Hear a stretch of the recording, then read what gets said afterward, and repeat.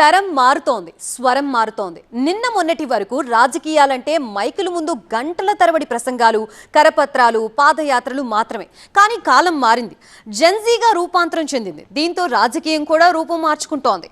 యూత్లో కనెక్ట్ అవ్వడానికి digital express ఎక్కుతోంది. Gen Z ఉద్యమంతో BJP నేతలకి ప్రధాని మోదీ కీలక సూచనలు చేశారు. ఇన్స్టా రీల్స్ చేయండి, ఇన్స్టెంట్గా యూత్తో కనెక్ట్ అవ్వండి అంటున్నారట. దీంతో బీజేపీ నేతలు డిజిటల్ మీడియాలో ఏబీసీడీలు నేర్చుకుంటున్నారు.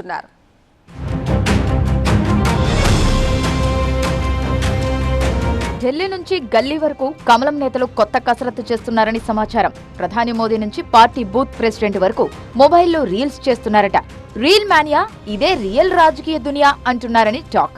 ఈ మధ్య మోదీ వరుసగా రీల్స్ చేస్తూ యూత్ తో కనెక్ట్ అవుతున్నారు. నేతలకు చెప్పడమే కాకుండా ఆయన స్వయంగా ఆచరించి చూపిస్తున్నారు. కాషాయ పార్టీ లీడర్లకు రీల్ మోడల్ గా మారారంటున్నారు. మోదీ మ్యాజిక్ తో ఫిదా అయిన బీజేపీ నేతలు కూడా యూత్ కు చేరువ కావాలంటే రీల్స్ ఒక్కటే షార్ట్ అండ్ స్మార్ట్ మార్గమని నమ్ముతున్నారట.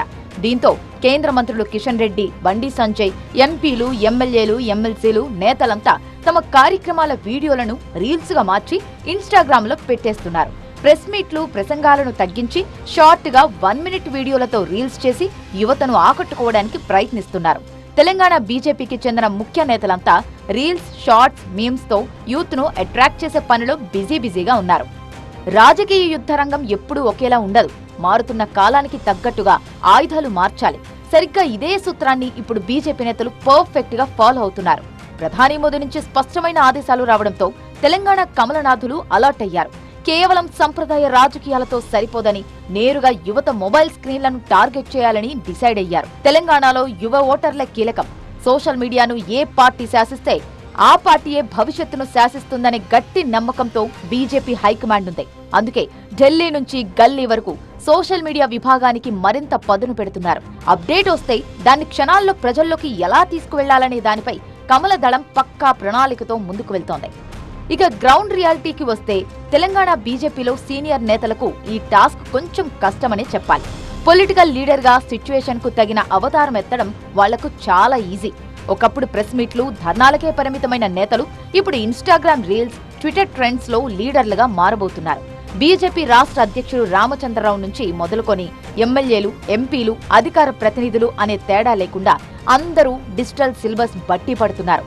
Trending songs, cute dialogues, problems ని హైలైట్ చేసేలా చిన్న వీడియో క్లిప్స్, ఇలా ప్రతి ఒక్కరూ తమ నియోజకవర్గ సమస్యలను, ప్రభుత్వ వైఫల్యాలను సృజనాత్మకంగా జనాల్లోకి వదులుతున్నారు.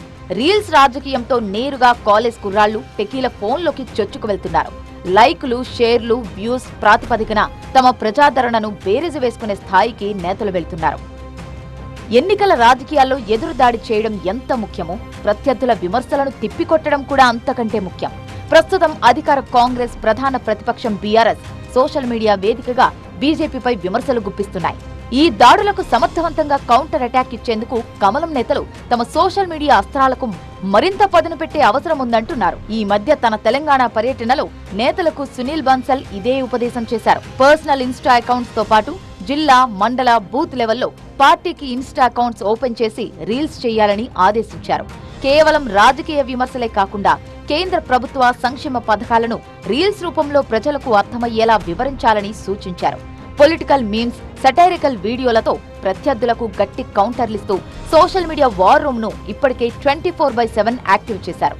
మొత్తం మీద తెలంగాణలో రాబోయే రాజకీయాన్ని శాసించేది మైకులు కాదు, మొబైల్ స్క్రీన్లే అని బీజేపీ గట్టిగా నమ్ముతోంది. ట్రెండ్కు తగ్గట్టుగా మారుతున్న రాజకీయ సమీకరణాల్లో ఈ డిజిటల్ వ్యూహం తెలంగాణలో బీజేపీకి ఏ మేరకు ఫలితాలను ఇస్తుంది అనేది వేచి చూడాలి.